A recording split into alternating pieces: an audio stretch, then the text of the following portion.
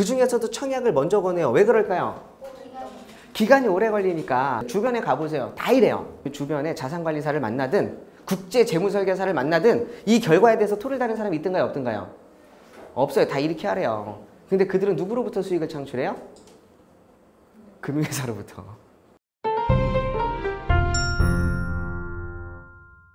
그 다음에 두 번째 뭐 했죠? 우리한테 이제 빚을 못 갚게 하는 행위.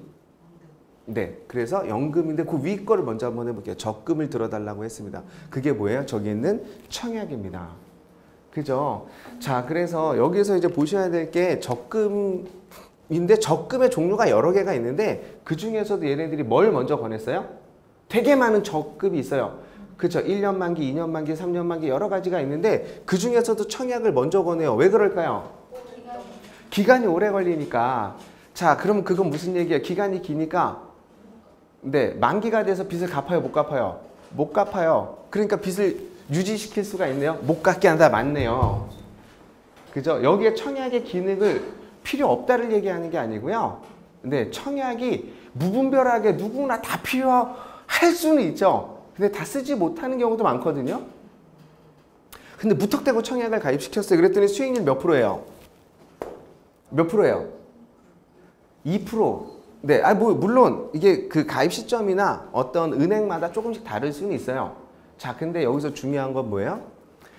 우리가 흔한 말로 이런 얘기를 되게 농담처럼 많이 하면서요. 문서를 이렇게 만들거나 내 상황이 되면 이해를 잘 못하셔서 연습을 한번 해볼게요. 우리 뭐 도박을 좋아하실지 모르겠지만 도박이나 뭐 이런 거 할 때 이런 말을 하죠. 돈의 성격이라는 걸 얘기할 때 돈은 돈을 부른다. 돈이 돈을 번다. 이런 얘기를 하잖아요. 그 돈이 똑같은 말로 뭐예요? 자산이에요. 그죠? 그럼 자산을 갖고 있으면 뭐가 들어와야 돼요? 돈이 들어와야 돼요. 그래서 돈이 얼마나 들어와를 이렇게 수익률을 표현한 거예요. 맞나요? 맞아요. 그래서 자산은 갖고 있으면 플러스고요. 빚은, 부채는 갖고 있으면 돈이 나가야 되는 거잖아요. 이자가. 그래서 마이너스입니다. 그래서 우리가 여기서 보는 거는요. 플러스 마이너스 게임을 보자는 거예요. 플러스 마이너스. 플러스 마이너스를 봐서는 플러스가 정상이에요? 마이너스가 정상이에요? 플러스가 정상이에요. 그럼 이게 지금 플러스인지 마이너스인지 한번 보자는 겁니다. 그럼 볼게요. 우리가 청약을 넣었어요. 그들이 원하는 대로 청약을 넣어서 1,500만 원을 계속 넣었단 말이에요. 쭉 뭐 10만 원짜리든 5만 원짜리든 넣었어요. 그랬더니 이자를 몇 프로 줬어요? 수익률을? 2%를 줘요. 근데 우리는 대출이자가 몇 프로 나가요? 3%. 그럼 2 더하기 마이너스 3은? 마이너스 1이네요? 그러면 이 금액만큼 우리는 이자를 1% 내는 꼴이 돼버려요. 그죠? 근데 만기가 없대요. 그럼 적금을 하는 기간 내내 이자를 받는 거예요? 결국 이자를 내는 거예요? 내는 거죠. 그래서 얘네들이 이거를 저 혼자만 가입시키는 게 아니고 너무너무 좋은 거니까. 은행 입장에서 좋죠. 수익률이 1% 늘어나는데. 그죠? 가족 수대로 가입시킵니다. 왜? 기간이 긴 게 좋대요. 그래서 만기도 없어요. 그쵸? 자, 그래서 청약을 가입시켰습니다. 그리고 적금도 또 하래요. 그죠? 그래서 적금도 가입했어요, 이분은. 뭐 이게 뭐 금리 2%, 1.2% 이거 중요하지 않아요. 강의를 들을 때마다 금리는 계속 변하는 거고 은행마다 조금씩 그 편차가 있기 때문에 금리가 틀렸어 맞았어 이런 거는 중요하지 않아요. 여기서는 수익이 얼마 들어오는데 플러스보다 마이너스가 커 마이너스보다 플러스가 커 이걸 보자는 겁니다. 이해되시죠? 자, 그래서 또 봤어요. 연금 들었더니 이거는 가입했더니 원금 줘요? 안 줘요? 안 줘요. 그래서 작성 시점에 평가 금액을 적으시는 건데 왜 원금을 안 줘요? 여기서 11%는 사업비입니다. 가입하자마자 보험회사가 갖고 가는 이익을 적은 거고요. 그게 몇 프로인지 봤더니 네, 제일 싼 게 11%고요. 많은 거는 48%까지 갑니다. 네. 많은 거. 어떻게 할 수 있어요? 물어봐야 돼요? 보험회사가 요즘엔 공시하게끔 돼 있어요. 그래서 상품 설명서를 자세히 보면 나와 있긴 한데요. 네. 그러니까 상품 설명서 같은 거 안 주던데요. 그러면은 민원 거시면 줘요. 네. 원래는 줘야 돼요. 근데 의무 네, 제시 사항입니다. 네. 근데 사업비가 몇 프로인지를 중요한 게 그거 몇 프로인지 보는 것도 중요하지만 애초에 원리상으로 우리가 자본주의에서 자꾸 돈의 자산을 늘리는 게 좋아요? 줄이는 게 좋아요? 그렇죠. 그래서 사실 이런 걸 뭐 적다고 좋다, 크다고 나쁘다가 아니고요. 애초에 큰 그림 보름으로 이렇게 접근해 보면 굳이 할 필요 없다. 이게 정답이지 않을까. 네, 저도 이런 건 되게 조심스러워 개인의 상황에 따라서 하셔야 되는 경우도 있고 하지 말아야 되는 경우가 있는데요. 제가 지금까지 이렇게 강의를 하면서 만나 뵌 분들 중에 연금이 반드시 필요하다는 거의 뵌 분들이 없습니다. 현재까지는. 네, 일반적인 경우에는 그래요. 네, 그래서 되게 많이 오해하시는 게 아까 선생님이 제 거는 뭐 종신이고요, 변액이고요, 이건 자산이고요 하는데요. 다 의미 없는 얘기들이에요. 그거는 이제 또 보험 과정의 교육을 아직 안 들어보셔서 그래요. 네, 특히 종신보험 같은 경우는 죽을 때까지 돈을 못 돌려받잖아요. 못 돌려받는데 어떻게 자산이에요? 자, 그 다음에 이제 펀드 같은 경우에는 1,000만 원인데 여기도 운용 수수료를 얘기하는 겁니다. 가만히 있어도 나가는 돈. 그죠? 가만히 있어도 들어온 돈이어야 되는데 나가는 돈. 그게 운용 수수료. 그러니까 수익률은 별도예요. 그죠? 1,000이 1,500 되고 700이 되고 이건 별개입니다. 그래서 여기는 평가 금액을 적은 거고 그래서 수수료를 적은 겁니다. 자, 금은 집에 갖고 있어요. 수수료가 나가요, 안 나가요? 안 나가요. 그렇다고 얘가 또 새끼를 낳아주나요? 그렇죠. 그래서 새끼 낳도록 이거를 거위 모양으로 조각을 한다거나 거북이 모양으로 갖고 있으면 새끼 나요? 안 나요. 그냥 모양만 바뀐 거예요. 그래서 빵프로. 이해되시죠? 자, 그래서 저희가 여기서 하나 짚고 넘어가야 될 게 있어요. 볼게요. 자, 봤더니 집은 갖고 있는 이유가 거주를 목적으로 하는 거기 때문에 이 3%가 는 마이너스 3이지만 저희가 몰라서 한 게 아니고 어쩔 수 없이 돈이 부족한데 집이 없으면 안 되잖아요. 이거는 저희가 인정할게요. 이 부분은. 그쵸? 근데 이 부분입니다. 2% 청약을 갖고 있는 게 맞아요? 안 맞아요? 안 맞아요. 그죠? 그 다음에 심지어 제가 자산관리를 받아보면 기가 막힌 게 있습니다. 요즘에 자산관리 하시는 분들 얘기를 들어보세요. 빚이 있어도 적금하래요? 하지 말래요? 하래요. 그래서 했어요. 그랬더니 빚이 더 커져요. 단순 산수를 하는 문제거든요. 물론 여기에는 빚이 있다고 해서 운영자금이 없거나 이러면 안 되는 건 맞아요. 근데 빚이 있어서 적금을 무조건 하지 마세요 개념은 아니에요. 근데 빚이 있어도 무조건 적금을 하세요. 이게 잘못된 겁니다.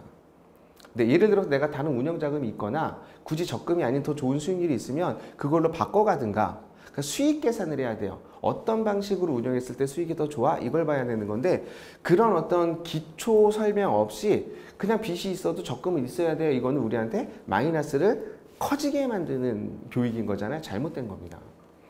그래서 적금 1.2에서 마이너스 3은 했더니 몇 프로가 돼요? 마이너스 1.8이 됩니다. 적금을 하는 만큼 네, 손실이 커지는 거고요. 연금 마찬가지, 펀드 마찬가지, 금도 마찬가지 해서 이게 정상이냐라는 거죠. 자, 이렇게 했더니 우리가 자산과 부채 합계면 이게 순자산 2억 6,700이요. 그죠? 내가 자산에는 빚을 포함하는 겁니다. 그죠? 거기서 이제 빚을 뺐더니 진짜 내 돈, 순위, 그쵸? 순수 내 돈을 얘기하는 거잖아요. 순수 내 자산. 그래서 얼마예요? 2억 6,700. 자, 근데 이분은 이렇게 했을 때 수익률이 좋을까요? 그러니까 지금 이게 부등호가 이렇게 돼 있네요. 그죠? 마이너스가 더 큰데 그럼 이걸 갖고 가는 게 맞아요? 이걸 갚는 게 맞아요? 단순히 이 산수로만 봤을 때 갚는 게 맞죠. 네, 그래서 갚았어요. 근데 순자산은 변함이 없는데 뭐가 줄어요? 빚이 줄어요. 빚이 줄면 또 뭐가 줄어요? 이자가 줄어요. 그 다음에 여기 나가는 것들 아까 보시면 청약도 매월 불입을 해야죠. 캐시플로에서 보면. 그 다음에 적금도 불입을 해야죠. 연금도 불입을 해야죠. 적립식 펀드 같은 경우도 매월 불입을 하죠. 이런 식으로 불입할 수 있는 돈들이 이제는 불입을 하지 않아도 되는 거니까 캐시플로에서도 좋아지는 거네요. 이해되시죠? 그래서 네, 이렇게 바꾸는 겁니다. 빚을 갚아버리는 거예요. 이럴 경우에. 네. 자, 그랬을 때 한번 생각을 한번 해볼게요. 이분 같은 경우는 실제 사례였는데 그쵸? 지금 이 상태는 빚을 갚는 거예요? 못 갚는 거예요? 갚긴 하지만 더디게 갚는 거예요.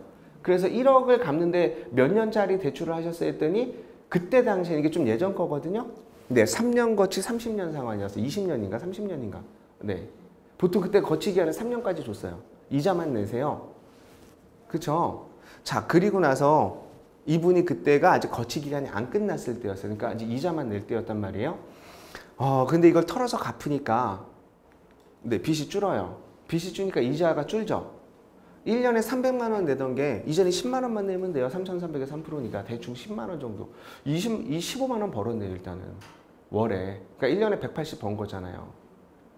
네. 요 행위 재무제표만 바꿨을 뿐인데. 그 다음에 더 중요한 게 있습니다. 캐시플로우 상에서 이제 내던 돈이 안 내도 되잖아요. 안 내도 되는 돈이 어디로 가요? 빚을 갚는 데 들어갈 수 있겠네요. 연금 안 넣고 적금 안 넣고 청약 안 넣고 펀드 안 넣고 그죠? 그러면 빚을 빨리 갚을까요? 천천히 갚을까요? 빨리 갚아요. 그래서 이분이 거의 1년 반 만에 다 갚습니다. 네, 실제 사례요. 그래서 이분은 지금 제가 알기로는 투자를 하고 계십니다. 네. 자, 그럼 볼게요. 아까 우리는요, 이 상태를 우리는 교육을 받았습니다. 실제로. 가계부를 잘못 배운 거예요. 잘못 배운 게 너무 지금 지천해요. 주변에 가보세요. 다 이래요. 우리 여기 올 때 다 이랬잖아요. 이게 통증이 없었어요. 여기서 가장 큰 문제는 뭐예요? 이렇게 한 걸 우리는요, 네, 라이프 사이클에 따른, 아니면 뭐 목적에 따른, 그래서 통장 쪼개기, 단기, 중기, 장기로 해서요, 목적에 따라 자금을 분산 운용해야 된다라고 배웠었고요. 이거를 자산관리라고 저희는 서비스를 받고 있습니다. 그죠? 그래서 이게 되게 웃겨요. 빚을 받을 때 은행에 가든 아니면 주변에 자산관리사를 만나든 국제 재무설계사를 만나든 이 결과에 대해서 토를 다는 사람이 있던가요? 없던가요? 없어요. 다 이렇게 하래요. 근데 그들은 누구로부터 수익을 창출해요? 금융회사로부터. 그들이 만든 자격증에 그들이 만든 시스템을 했더니 우리의 수익이 좋아졌어요? 그들의 수익이 지켜져요? 그들의. 이게 우리나라의 교육이라는 게 말이 되냐고요. 경제교육이라는 게. 그래서 못 갖게 하는 거잖아요. 못 갖게. 네. 그래서 우리는 지금까지 잘못된 교육을 받았고요. 이것만 봐도, 재무상태표만 봐도요. 네, 아, 이분이 되게 많은 것을 잘못하고 한눈에 보여. 그렇죠? 더 상품을 늘려야 돼요? 줄여야 돼요? 이분은?